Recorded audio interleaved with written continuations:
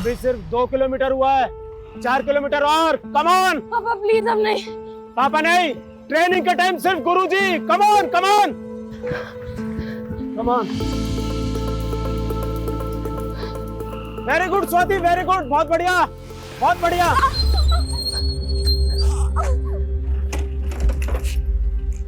क्या हुआ? गुरुजी मेरे पैर की नस खिंच गई है शायद। रुक रुक रुक रुक, यहाँ ये रुक, पैर सीधा रख। हाँ आराम से, हाँ चल आजा। हाँ आराम से आराम से, ठीक है। ये ले बेटा, मट्ठा पी ले। ये ले बेटा। हेलो, हाँ भैया, हाँ नहीं मैं बस आ रही हूँ। गुरुजी मेरा रिक्शा आ गया, मैं चलती हूँ। ध्यान से, पैर पे ज्यादा वजन मत डालना। अभी तेल की मालिश की है, पट्टी की है। कल अखाड़े आएगी ना तो एक बार तेल की मालिश और कर दूंगा, दर्द चुटकियों में चला जाएगा। ठीक है चल, मैं छोड़ देता हूँ। रिद्धि, स्वाति दीदी को नीचे तक छोड़ो। हाँ रिद्धि बेटा छोड़ दो। और हाँ वो ऑटो तक छोड़ना। हाँ आज इतनी तेज भागी कि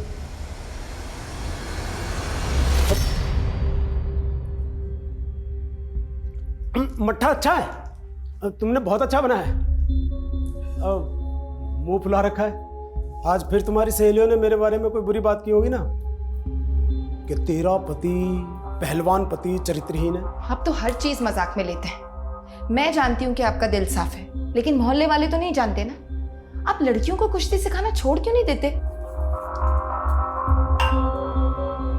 साक्षी, एक बात याद रखना, सबसे बड़ा रोग क्या कहेंगे लोग।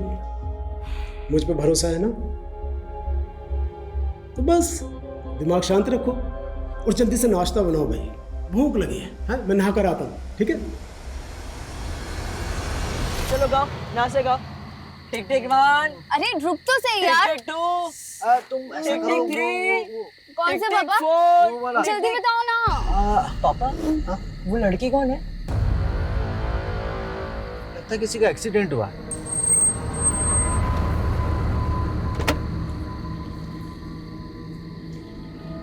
क्या हुआ बेटी? तुम चिंता मत करो, मैं डॉक्टर हूं, मैं देखता हूँ। लेकिन इन्हें हुआ क्या है?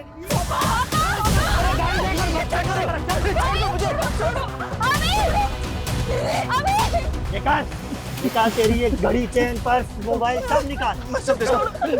लेकिन हम लोग तो सामने है, मलाई जैसा बदन है छोरी का, चखने का बड़ा मन कर रहा है। गिरोह के नियम भूल गया है क्या? जनानियों की इज्जत करनी पड़ेगी। किसी भी औरत की बेइज्जती करी तो उसकी हाय लगेगी। अरे उल्टी गिनती शुरू हो जाएगी तेरी। भाई जी, है? लड़की नहीं तो लड़के को तो छू सकते हैं ना। ले मुझे, ले जा।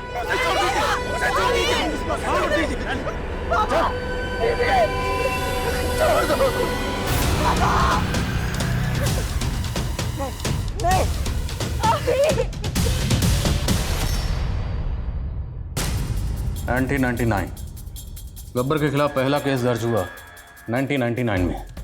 और पिछले 20 सालों में उसके खिलाफ 200 केस दर्ज हुआ। शुरुआत छोटी मोटी चोरी चकारी से हुई, लेकिन आजकल वो लोगों को खुलेआम लूट रहा है। लेकिन सर 2014 से गब्बर का गिरोह किसी भी मर्डर में इन्वॉल्व नहीं था। पर पिछले 5 साल में 35 मर्डर केस दर्ज हुए, जिनमें ज़्यादातर पुलिस वाले हैं। सर लोग उसे गब्बर क्यों बुलाते हैं? जब पकड़ लेंगे तो खुद ही पूछ लेना। गब्बर का गिरोह दिल्ली से लेकर जोधपुर जाने वाला जो हाईवे है, उस हाईवे और उसके आसपास जो बाईपास है, वहाँ पर ज़्यादा एक्टिव है।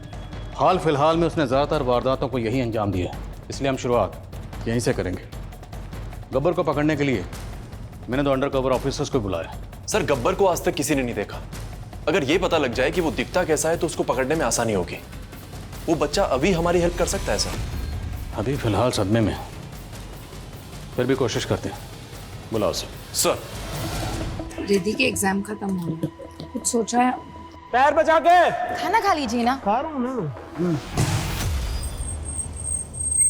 Police arrest? मुझे? किस लिए? आपके ऊपर मर्डर का इल्जाम है चेतन कुमार। मुझ पर? लेकिन ये इल्जाम मुझ पर किसने लगाया? और मैंने किसका मर्डर किया? वो सब बताते हैं आपको, पहले चलिए हमारे साथ, लेके चलो। एक मिनट, शांत रहो। मुझे कुछ नहीं होगा, आप लोग बेफिक्र रहो। मगर गुरुजी, बस जब मैंने कुछ किया ही नहीं है तो ये मेरा कुछ नहीं बिगाड़ सकता।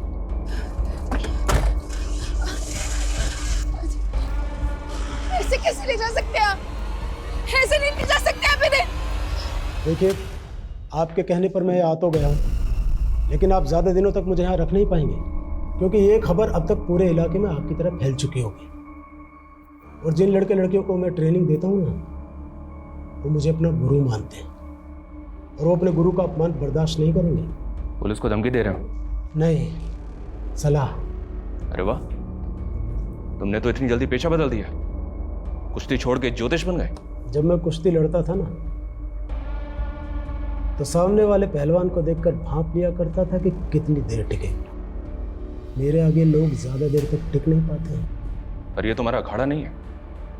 और एक बात, केस सबूतों पर टिकता है, और हमारे पास तुम्हारे खिलाफ ठोस सबूत है। अब भी वक्त है, जो भी सच है बता दो, वरना बहुत लंबा जाओगे चेतन कुमार। जरा सोचिए अंकल, अगर आप रात को सो रहे हो और आपके बिल्डिंग का वॉचमैन जोर जोर से चिल्लाए, तब आपको पता चलेगा। वॉचमैन?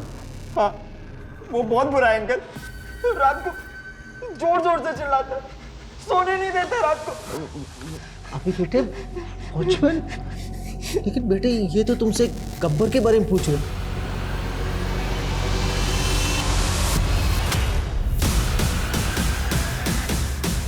टैटू, ठुकरी का टैटू कौन से हाथ पे था? राइट हैंड पे? हाँ, नहीं, लेफ्ट, राइट, अभी इट्स ओके, रिलैक्स। अभी भूल जाओ ठुकरी को। इधर देखो। देखो, आपके पापा और दीदी तो उनका चेहरा नहीं देख पाए थे, और आपने तो उनका चेहरा देखा होगा, वो आपको साथ में लेकर गए। किसी का चेहरा याद? अब प्लीज सर, ये जितना जानता था बता चुका है, इसे और टॉर्चर मत कीजिए, हमें जाने दीजिए। ये क्या बोल रहे हैं सर आप? गुरुजी ने खून किया है, मैं नहीं मानता सर। सर हम मान ही नहीं सकते। सर, गुरुजी को किसी ने फंसाया है, वरना गुरुजी तो काफी भले इंसान है। तुम यहाँ पे कब से ट्रेनिंग ले रही हो? सर 3 साल से। मैं यहाँ कुश्ती सीखना चाहती थी, लेकिन मेरे बाबूजी को ये सब पसंद नहीं था। गुरुजी ने काफी समझाया बाबूजी को, लेकिन वो नहीं माने। तब तो इस बात को लेकर तुम्हारे पिताजी को चेतन पे बहुत गुस्सा भी आया होगा। मोहल्ले में सब गुरुजी से नाराज है, लेकिन गुरुजी को इन सब की परवाह नहीं है। पिछले 3 साल से गुरुजी मेरा रहना, खाना, पीना, ट्रेनिंग सबका खर्चा उठा रहे हैं। लास्ट ईयर जब मैंने एशियन चैंपियनशिप में सिल्वर जीता था, तो मुझे 5 लाख का इनाम मिला था। मैंने जब वो गुरुजी को देना चाहा तो ये रकम तेरी है, तू रख। खिलाड़ी की जिंदगी बड़ी अजीब सी होती है। आज तू जीती है तो ये फूल मालाओं के हार, और अगर कल तुझसे ही कुछ गलती हो गई तो यही लोग जूतों के हार पहनाएंगे। सर, गुरुजी ऐसा कुछ भी नहीं कर सकते। कोई उन्हें सच में फंसा रहा है।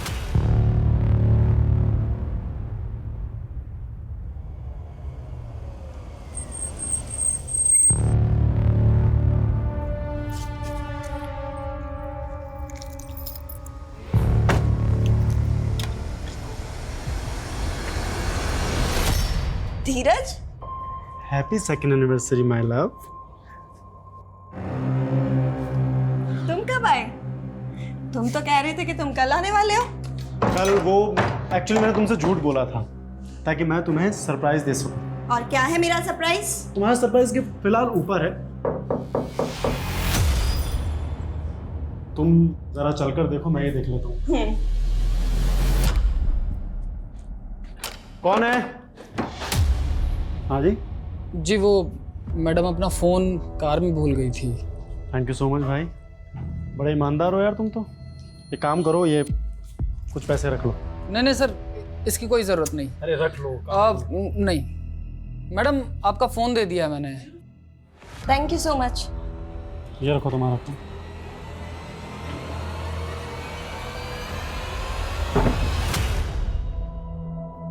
कहाँ है बुखार? ये सब कसरत से बचने के बहाने हैं। चल चल फटाफट उठ, सूरज निकलने से पहले रनिंग के लिए निकलना है। नहीं पापा, कसम से बहुत कमजोरी लग रही है। देखो तुम बहाने मत मेरी तो कोई बात मानते नहीं आप, कम से कम बेटी की तो मान लीजिए। ये क्यों झूठ बोलेगी? ठीक है भाई, आज कर लो आराम। अरे भाई दे तो दी परमिशन, अब आपने क्यों मुंह फुला रखा है? बनिए मत, मुझे पता चल चुका है आपने क्या किया है। क्या? आपने बिना मुझसे पूछे अपनी एफडी तोड़वा ली। अरे वो बच्चों के लिए रेसलिंग मैच और वो डंबल्स लेने थे इसलिए बस। ये रेसलिंग अखाड़ा बस यही चलता रहता है आपके दिमाग में। घर का खर्चा कैसे चलेगा, रिद्धि की शादी कैसी होगी, सबके बारे में नहीं सोचते आप। अरे वो एफडी हमने रिद्धि की शादी के लिए करवाई थी। हाँ, जब अपनी रिद्धि नेशनल जीतेगी ना तब तुम्हारी सारी शिकायतें दूर हो जाएंगी, देखना। 1000 नाकामयाब खिलाड़ी होते हैं, उसके बाद एक कामयाब होता है। क्या सपने देख रहे हैं आप? सपने देखने वाले ही सपना पूरा करते हैं साक्षी। और मेरा भी सपना है कि मेरे खिलाड़ी ओलंपिक में गोल्ड मेडल जीते, जो मैं कभी नहीं जीत पाया। लेकिन देखना, एक दिन मेरा ये सपना जरूर पूरा होगा।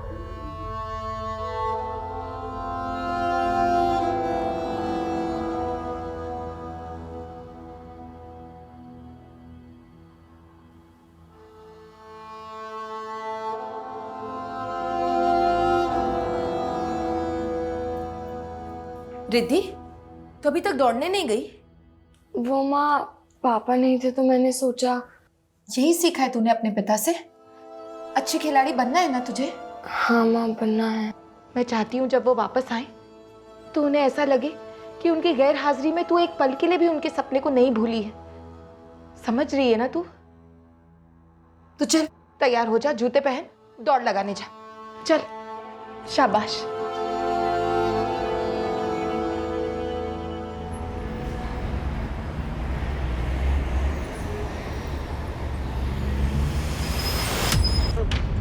गाड़ी चलानी नहीं आती क्या? कौन हो तुम लोग?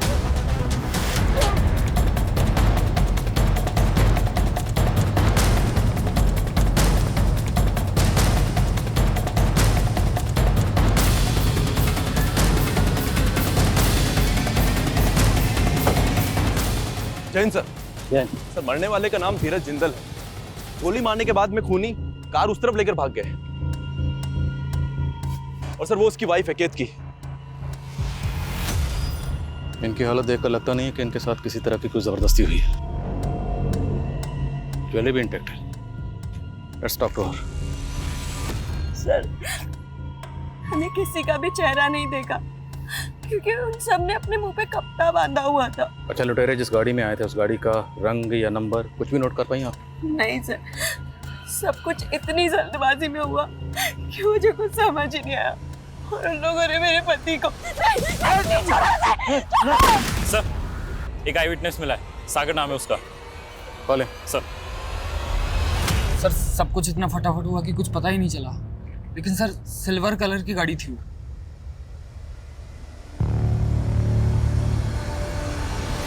गाड़ी का नंबर नोट कर पाए?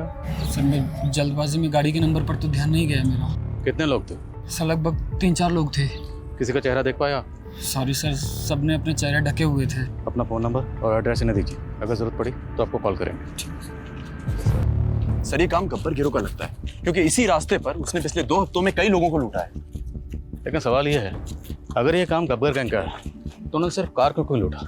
ज्वेलरी को हाथ तक नहीं लगा और गब्बर ने आज तक किसी सिविलियन को नहीं मारा। यहाँ एक सिविलियन की मौत हुई है। एग्जैक्टली सर, जिन 35 लोगों को उसने मारा है उसमें से 15 तो पुलिस वाले थे और बाकी 20 लोग गैंग वॉर में मारे गए थे।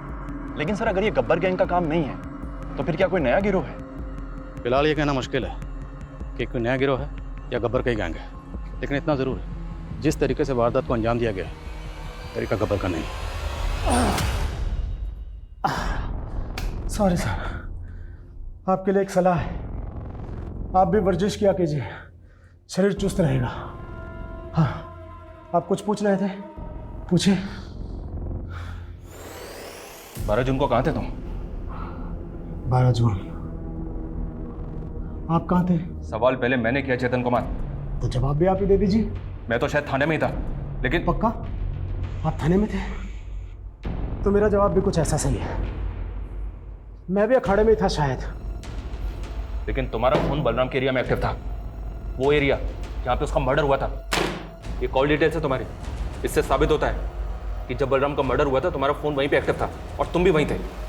साहब, मैं ठहरा पहलवान आदमी, मोटी बुद्धि का, मुझे ये सब बातें कहाँ समझ में आती हैं। अब वैसे आपसे एक सवाल कर सकता हूँ? जब आपने मुझे अरेस्ट किया तो आप गांधीनगर गए थे क्या? नहीं। क्यों?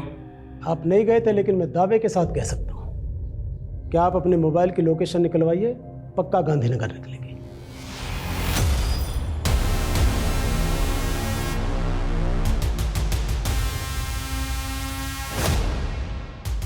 Meet SI Ajit Kumar, SI Gayatri Saini. इस ऑपरेशन के लिए मैंने खास तौर पर इन्हीं दोनों को जोधपुर से बुलाया। मैं चाहता था कि हमारी टीम में कुछ ऐसे लोग शामिल हों जिनके बारे में यहाँ के लोगों को पता ना हो कि पुलिस वाले हैं। इन दोनों को अंडर कवर कॉप का अच्छा खासा तजर्बा है। वो जोधपुर का वाड़ी गैंग इन्हीं दोनों ने पकड़ा था। तो हम दोनों ने केस को अच्छी तरह से पढ़ लिया। Yes sir. Yes sir. Ajit sir, पहले आप। सर मत बोल, इस वक्त हम पति पत्नी की एक्टिंग कर रहे हैं, भूल गई क्या? भूल गई सर, सॉरी। अजीत सर कहने की आदत है ना।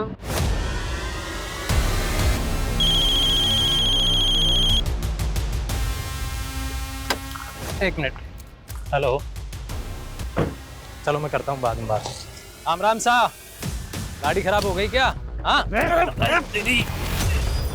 हमें बंदूक दिखाता है, हमें बंदूक दिखाता है। अजीत सर, अबे छोड़ मारने दो। सर, चेतन की बात सही नहीं थी। जिस दिन हमने चेतन को अरेस्ट किया था, हमारे फ़ोन की लोकेशन भी गांधीनगर थी। लेकिन वर्मा, ऐसा कैसे हो सकता है? सर, मैंने मालूम किया, चेतन की एकेडमी 2 मोबाइल टावर्स के बीच में है। अगर पहले टावर के सिग्नल्स पकड़ता है फ़ोन तो लोकेशन प्रहलादपुर बताता है, और अगर दूसरे टावर के सिग्नल पकड़ता है तो फ़ोन की लोकेशन गांधीनगर बताता है। इसमें दोनों बातें हो सकती हैं। चेतन को ये बात पता थी, शायद इसीलिए उसने इस बात का फ़ायदा उठाया, या फिर उस दिन चेतन बलराम के घर गया ही नहीं था। सर, मैंने मोहल्ले के कई लोगों से कंफर्म किया। उनका कहना है कि जिस रात बलराम का मर्डर हुआ, उन्होंने उस दिन बलराम को चेतन की एकेडमी जाते हुए देखा था। तो गब्बर के आदमियों ने तुम दोनों को घेर लिया और तुम्हारी गाड़ी छीनकर भाग गए। तुम्हें कुछ अंदाजा है ये हमारे डिपार्टमेंट के लिए कितनी एम्बैरेसिंग सिचुएशन है? हुआ कैसे ये? मुझे इस इंसिडेंट की एक एक डिटेल चाहिए। सर वो रास्ते में हमें एक आदमी दिखाई दिया था सर, उसकी बाइक ख़राब हो गई थी, उसकी मदद के लिए मैं आगे बढ़ा, उन लोगों ने घेर लिया sir. Sir, I am not sure कि कोई आदमी था कि नहीं। तुम लोग एक मिशन पर थे, इतने लापरवाह कैसे हो सकते हो? भाई जी, बहुत जान है इसमें तो। अरे दे साले के। भाई, पुलिस वाले हैं, आईडी मिली है। तो ये है पुलिस के जेवर वीरू। अब देखो गब्बर तुम्हारा। फिर क्या हुआ? पहले उन्होंने हमारे गन लिए और फिर। अरे छोड़ दे इन्हें, जाने दे जिंदा। वैसे भी इतनी बेइज्जती के बाद में जब ये एसपी को जाकर के बताएंगे ना कि कैसे गब्बर ने स्पेशल एजेंटों की टीम की बैंड बजाई है, तो नाम तो अपना ही होगा। फिर वो गाड़ी रेवाड़ी की तरफ लेकर निकल गए सर। लेकिन रेवाड़ी की तरफ जाने वाले जितने भी रास्तों पर टोल नाके हैं, किसी भी टोल नाके के सीसीटीवी में वो गाड़ी गुजरते हुए नजर नहीं आई। उसके बाद वो गुंडे जोधपुर के रास्ते निकल गए। जयपुर से जोधपुर के रास्ते में जैसी कार से तुम ट्रैवल कर रहे थे वैसी कोई कार नहीं थी। तुम्हारे हाथ बंधे हुए थे, खुले कैसे? वो अजीत सर ने मेरे हाथ खोले थे। गायत्री ने तुम्हारे हाथ खोले, तुम लोगों ने किसी से लिफ्ट ली और उसके बाद यहाँ आ गए, और अब यहाँ आके पूरा किस्सा बयान कर रहे हो। वहाँ किसी से फ़ोन मांगकर बैकअप के लिए कॉल तो कर सकते थे, इतनी भी कॉमन सेंस नहीं है।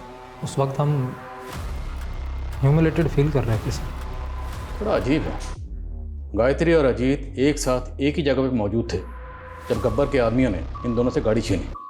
इस छीना झपटी में सिर्फ गायत्री को चोट आई और अजीत को खरोंच तक नहीं लगी। सर, अजीत और गायत्री के स्टेटमेंट्स एक दूसरे से बिल्कुल अलग हैं। दोनों के बयान देख के ये लग ही नहीं रहा कि दोनों एक केस की बात कर रहे हैं। That's the whole point. एक ही वारदात के 2 अलग-अलग वर्जन कैसे हो सकते हैं? जाहिर है दोनों में से कोई एक तो झूठ बोल रहा है। सर, आई थिंक हमें उन दोनों को टाइम देना चाहिए। कुछ टाइम बाद में फिर से उनका बयान लेंगे, देखते हैं किसकी कहानी कितनी बदलती है। इस केस में टाइम ही तो नहीं। सर, हाँ सर, धीरज और केतकी के बारे में एक बात पता चली है। नहीं सर, धीरज कभी कभी दूसरी औरतों की तरफ देख जरूर लेता था, बट आई डाउट कि वो ऐसा कुछ कर सकता है, बिकॉज वो एक नंबर का डरपोक आदमी था सर। चेतन कुमार, तुम्हारी टॉवर वाली बात तो सही निकली, लेकिन इससे ये साबित नहीं होता है कि तुम निर्दोष हो। अगर तुम वाकई में खुद को निर्दोष साबित करना चाहते हो तो मर्डर वाले दिन शुरू से लेकर आखिर तक बताओ हुआ क्या था। जिस रात बलराम का मर्डर हुआ उस दिन सुबह वो मुझसे मिलने के लिए मेरी रेसलिंग एकेडमी आया था। जसवंत, मुझे गुरुजी से बात करनी है। देख, तूने गुरुजी का पहले ही बहुत अपमान कर दिया है, तू जा यहाँ से अब। जसवंत, शांत हो। यह अखाड़ा हमारा मंदिर है और यहाँ जो कोई भी आता है वो हमारा मेहमान है। बलराम, अब क्या हुआ? अभी भी कोई आरोप लगाना है मुझ पर? माफी मांगनी है आपसे गुरुजी। मैंने अपनी नाकामयाबी का गुस्सा आप पे निकाला, मुझे माफ कर दीजिए गुरुजी। बलराम, बलराम खड़ो, जा, माफ किया। गुरुजी, अगर आज आप मेरे घर पे चाय के लिए आएंगे तो मुझे भरोसा हो जाएगा कि आपने मुझे माफ कर दिया। आएंगे ना गुरुजी? बहुत अच्छा लगा आप मेरे कहने पर हमारे घर आए। ये लीजिए चाय। अरे भैया, आप चाय के साथ कचौरी नहीं लाए? हाँ तो बस अभी 2 मिनट में लेता हूँ नंदू की दुकान से। अरे नहीं, उसकी कोई जरूरत नहीं। अरे गुरुजी, इसकी जरूरत है। इसी बहाने से हम थोड़ी देर बातचीत कर लेंगे। घनश्याम भैया, आप जाइए। मैं बस अभी आप मना मत कीजिए गुरुजी, और आइए अंदर बैठ के आराम से बात करें। आइए। मैंने चाय नाश्ता किया और वहां से चला गया। यानी जब तुम बलराम के घर से निकले तब बलराम जिंदा था और उसका बड़ा भाई घनश्याम वही था? जी। ये बात आपने हमें पहले क्यों नहीं बताई? क्योंकि आपने पूछी नहीं।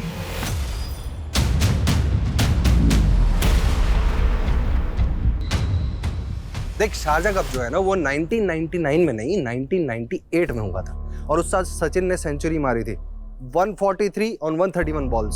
समझा? कुछ भी बात करता है यार, तेरे को कुछ, अरे यार पूरी नॉलेज रखा कर, फिर उसके बाद में बात क्या। थोड़ी देर में बात करता हूँ। जी सर। अच्छा एक बात बता, बलराम के मर्डर वाले दिन जब चेतन तेरे घर से गया था तब तेरा भाई बलराम जिंदा था? हाँ सर, जिंदा था। तो ये बात तूने मैं पहले क्यों नहीं बताई? जब इस सिलसिले में हमने तुझसे बातचीत की थी ये तो पता ही होगा ना कि हम इतने दिनों से बलराम के गुरु चेतन को इंटरोगेट कर रहे हैं। सर मुझे इस बारे में बिल्कुल कुछ भी नहीं पता है सर। तो जो भी पता है वो बता, और पूरा बता। सर मेरा भाई अब इस दुनिया में नहीं है और मुझे उसके बारे में बिल्कुल गलत नहीं बोलना चाहिए, लेकिन हकीकत यह है सर कि भले ही वो पहलवान था लेकिन अंदर से वो बिल्कुल खोखला था। हमेशा अपनी गलतियों का दोष दूसरों के सर पर मरता था सर। खेल सिखाने का नाटक बंद कर। क्या है ये? क्या है ये? क्या है ये? क्या बदतमीजी है बलराम? सब लोग सुनो, इधर आओ। अपने गुरुजी की असलियत, कैसे ये खिलाड़ियों के साथ खेल के नाम पे खिलवाड़ करते हैं। इन्होंने मुझसे कहा था कि ये मेरा स्टेट चैंपियनशिप में सिलेक्शन करवाएंगे अगर मैं इन्हें 2 लाख रुपए दूं तो, और मैं इन्हें पैसे नहीं दे पाया तो देखो मेरी जगह इन्होंने गुरिंदर का नाम आगे कर दिया। बस बंद कर। मैं सिर्फ कुश्ती सिखाता हूं, सिलेक्शन में मेरा कोई दखल नहीं, समझा? झूठ बोल रहा है ये। और जब इसके भ्रष्ट होने की शिकायत मैंने एसोसिएशन में की तो इसने मुझे ही झूठे डोपिंग टेस्ट में फंसा दिया और सस्पेंड करवा दिया।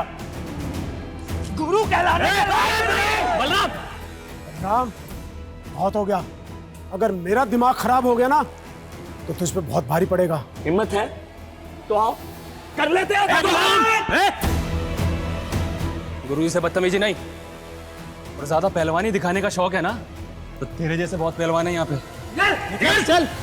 सर मैंने अपना भाई खोया सर, और मैं भी चाहता हूं कि उसके गुनहगारों को सजा जरूर मिले, लेकिन सर मुझे यकीन है कि चेतन जी बेगुनाह है और मैं किसी बेगुनाह पर आरोप कैसे लगा सकता हूं सर? जब तुम्हारे भाई पे हमला हुआ था उस वक्त तुम कहाँ थे? उस वक्त मैं चेतन जी के साथ ही निकल गया था सर। वो एक दोस्त के यहाँ पार्टी थी तो वहीं पर गया था। ये चेतन तुम्हारे घर पे कब आया था, और जब वो घर से गया तब कितना बजा था? सर वो टाइम तो मुझे याद नहीं है सर, वो, लेकिन हाँ सर अंधेरा हो गया था। सर क्या है ना, मेरी याददाश्त थोड़ी कमजोर है सर। अभी क्रिकेट के बारे में तुझे सब याद था, अभी अचानक से याददाश्त भी चली गई। थाने चल, सब याद आ जाएगा तुझे। सर मैं सच बोल रहा हूँ सर, मेरी बात पे यकीन कीजिए सर। सर 1 मिनट रुकिए, मैं मेरे पेपर्स लेके आता हूँ सर।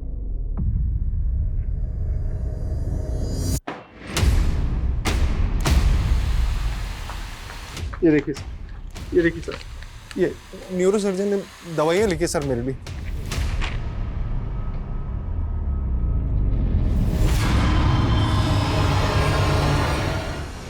मेरी वजह से अजीत सर ने खुदकुशी की। उस दिन क्या हुआ था गायत्री, बोलो।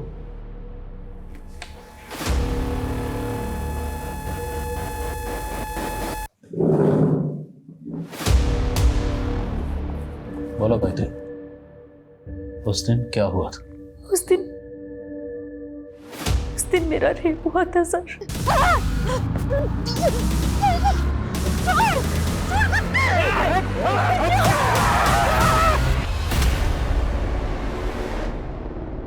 मेरी शादी होने वाली है सर, और इसीलिए अजीत सर ने सोचा कि अगर ये बात सबके सामने आ गई तो मेरी शादी टूट जाएगी।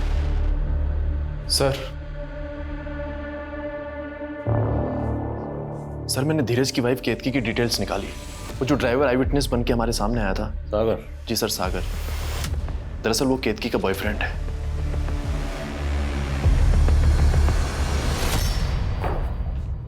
चेतन कुमार, तुम्हारी बेल मंजूर हो गई है, तुम जा सकते हो। चलता हूं। जय बजरंगबली के।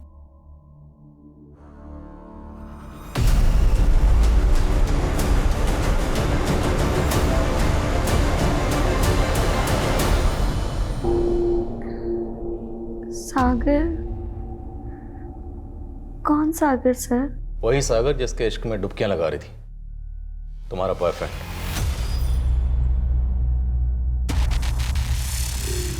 बहुत दर्द हो रहा है, आप प्लीज डॉक्टर को बुला देंगे?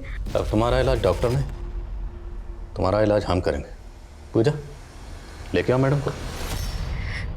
सर मेरा पति एक ठग था, स्कीम चलाता था। खुद तो चला गया, लेकिन जिन लोगों ने इन्वेस्ट किए थे वो सब मेरे पीछे पड़ गए थे। इसलिए हॉस्पिटल में एडमिट होने का झूठा नाटक किया। तो मैं बेचारी क्या करती सर, मैं अकेली बेसहारा औरत, सब सारे पैसे मांग रहे थे सर मुझसे। अरे पूजा, मैडम को अच्छे से रुलाओ, मदद करो। नहीं सर, मैं ठीक हूँ। तो ठीक से जवाब दो। जिस दिन जिस जगह तुम्हारे शौहर धीरज का कत्ल हुआ, वहां तुम्हारा बॉयफ्रेंड सागर भी मौजूद था। क्यों? वो तुम दोनों को फॉलो कर रहा था ना? सागर ने भी धीरज की इस स्कीम में पैसे इन्वेस्ट किए थे। उसे बस अपने पैसे चाहिए थे, इसलिए वो हमें फॉलो कर रहा था। तुम्हारे और तुम्हारे बॉयफ्रेंड सागर, इन दोनों के बीच में कबाब में हड्डी था तुम्हारा शौहर धीरज, जिसे तुम दोनों ने बाहर फेंक दी। नहीं सर, ऐसा कुछ भी नहीं है। मैंने धीरज को नहीं मारा। और सागर से अफेयर भी मैंने धीरज से परेशान होकर के ही किया था। अरे सर, एक मिनट। सर, पिछले 18 सालों में 200 से 300 केसेस रजिस्टर्ड हुए हैं, और इन सारे केसेस की मोडस ऑपरेंडी गब्बर की मोडस ऑपरेंडी से मैच होती है। और May I come in, sir? Yes Gayatri, you can also join. Thank you, sir. Welcome.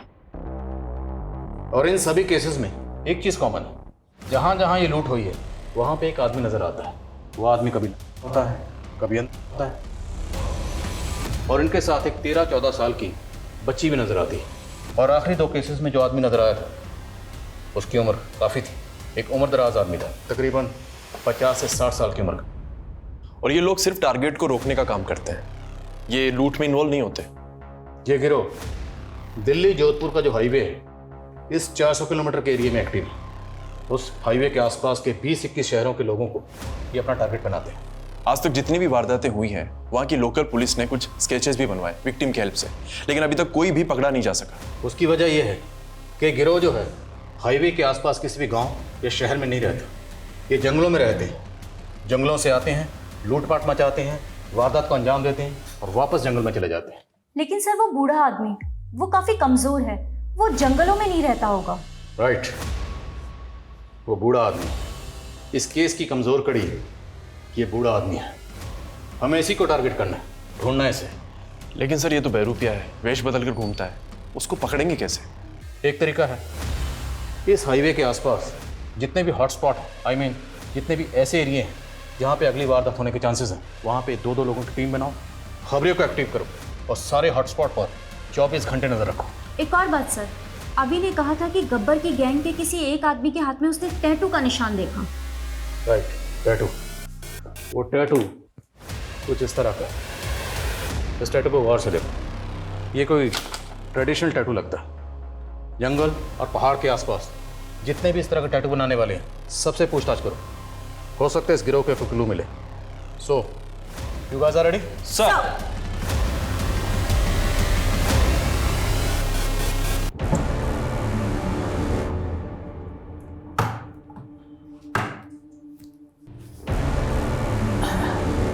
कहाँ जा रहे हैं? बड़े दिनों से सैर नहीं की।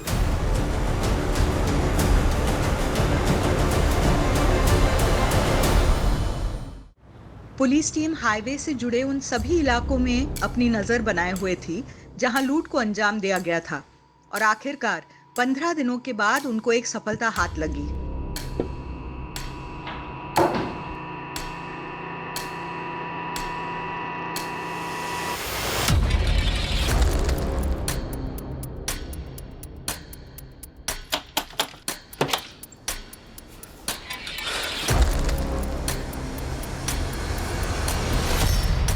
ये लीजिए मुर्गा, पिछली बार कच्चा रह गया था, इस बार ठीक से पकाइएगा। जाइए।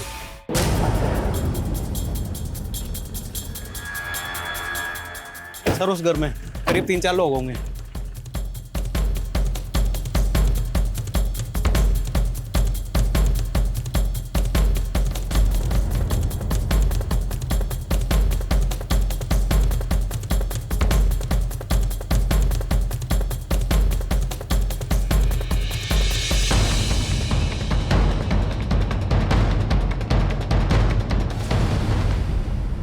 खाना तैयार हो गया है।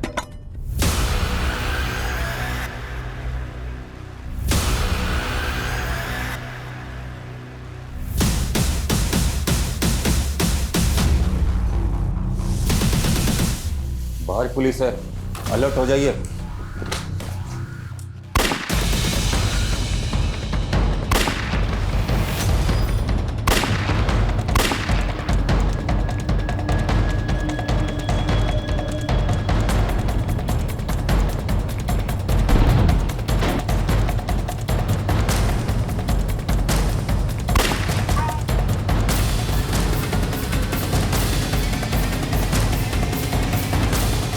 पूरा घर चेक कर।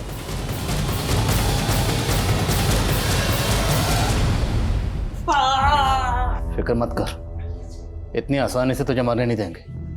अभी तुझे बहुत से सवालों के जवाब देने। और तू ये देखिए,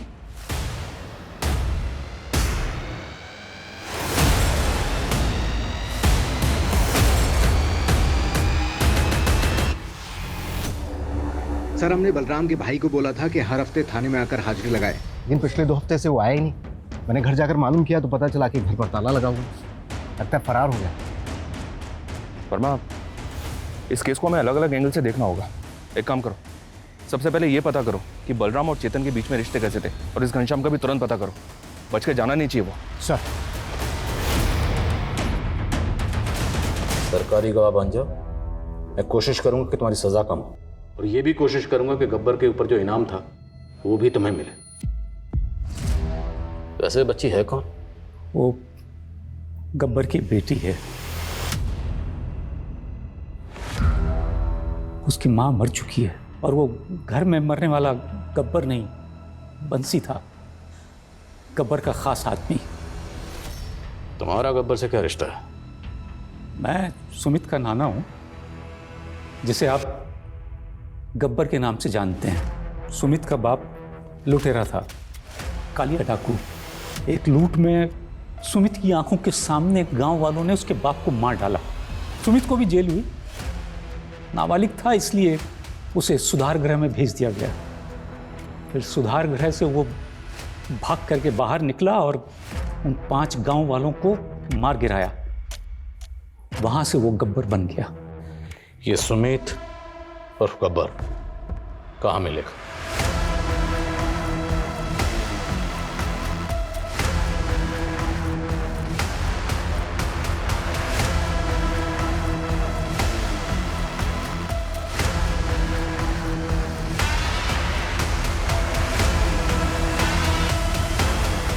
वो ऐसा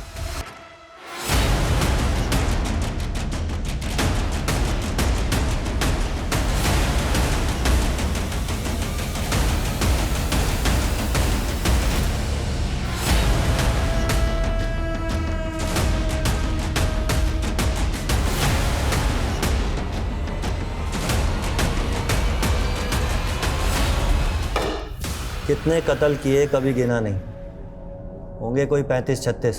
तुमने जितनी भी लूटपाट की, लेकिन आज तक किसी सिविलियन को नहीं मारा, तो फिर धीरज को क्यों मारा? एक आदमी की सुपारी उठाई थी, फिर मेरे लड़कों को मजा आने लगा। बस जोश में बेचारा धीरज मारा गया। धीरज की सुपारी मिली थी? नहीं। तो किसकी सुपारी मिली थी? जयपुर के एक बंदे को मारने की सुपारी ली थी गब्बर ने। 11 जून को उसको मारा था। कौन था वो आदमी? किसकी सुपारी ली थी? वो मुझे नहीं मालूम, फोन तो गब्बर को आया था। सर, गब्बर के फोन में एक नंबर मिला है, पहलवान नाम से सेव्ड है। 9 जून को कॉल किया गया था इस पे। किसकी सुपारी दी गई थी? कुछ पता चला? कोई तस्वीर वगैरह भेजी होगी? सर, फोटो तो नहीं मिली, हो सकता है गब्बर ने डिलीट कर दी हो। पता करो ये पहलवान है कौन। सर,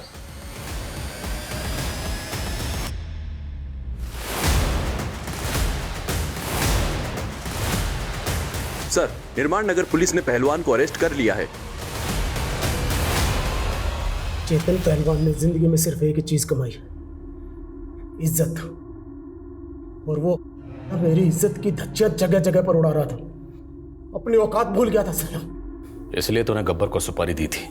गब्बर होगा आपके लिए, मेरे लिए मेरे बचपन का दोस्त है सुमित।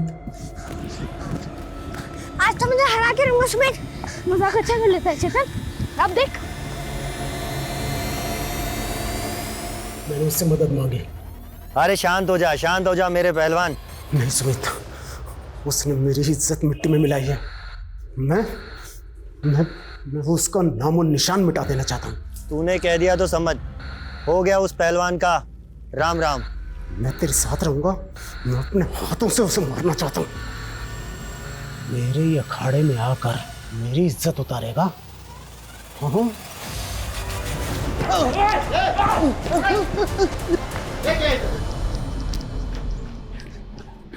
क्या देखा? कुछ नहीं। जैसा हम बोलेंगे वैसा करेगा ना तो जिंदा रहेगा। बलराम के भाई घनश्याम ने बताया कि जब तुम वहां से गए उस वक्त बलराम जिंदा था। क्योंकि मैंने घनश्याम को मुंह बंद रखने के पैसे दिए थे। तो खुद को खिलाड़ी कहता है हा? एक खिलाड़ी अपना दिमाग, अपना जोश, अपनी ताकत खेल में लगाता है, ना कि दूसरों की जिंदगी से खेलता है। लेकिन उस ने मेरी इज्जत